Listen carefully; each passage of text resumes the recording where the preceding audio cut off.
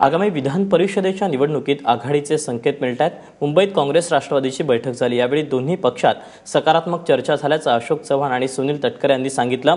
4 ते 5 दिवसात राष्ट्रवादीचे अध्यक्ष शरद पवार यांच्याशी चर्चा करून निर्णय घेण्यात येणार असल्याचं देखील तटकरे म्हणाले।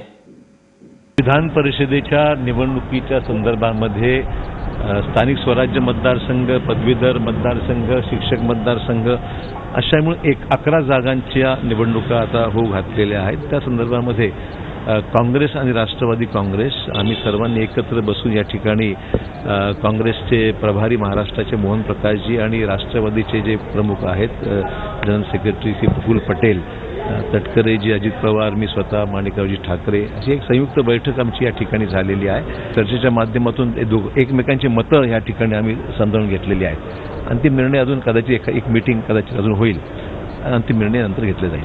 आगामी ज्या स्थानिक स्वराज्य संस्थांच्या म्हणजे विधान परिषदेच्या निवडणुका त्या संदर्भामध्ये चर्चा केली।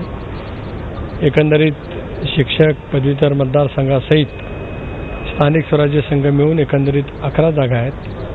त्यामुळे आम्ही प्रत्येक जागाने सुद्धा त्या ठिकाणी चर्चा केली। आम्हाला काय वाटतं ते आम्ही त्यांना सांगितलं, त्यांना काय वाटतं ते आम्ही समजून घेतलं आणि खरं आहे की आम्ही खेळमेळीच्या वातावरणामध्ये चर्चा केली। त्यामुळे आता 3-4 दिवसात या संदर्भातला निर्णय पुन्हा एकदा बसून आम्ही निश्चितपणाने करू।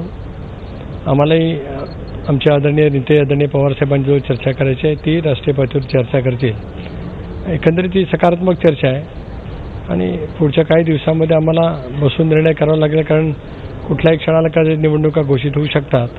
त्यामुळे ते वेळेचं बंधन ठेवून आम्ही लवकरात लवकर या संदर्भातला निर्णय करू।